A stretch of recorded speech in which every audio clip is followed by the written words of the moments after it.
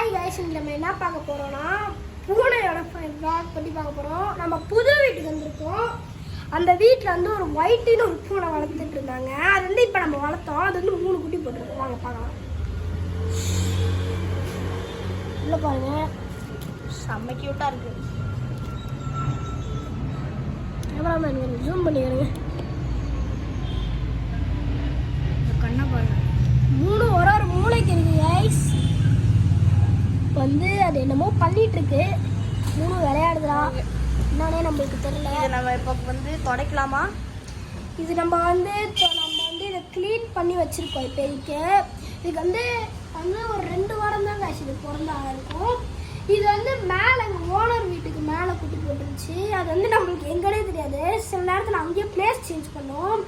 அங்கேருந்து நம்ம இங்கே எடுத்துகிட்டு வந்துட்டோம். இப்போதைக்கு நம்மக்கிட்ட சேஃபாக இருக்கணும்.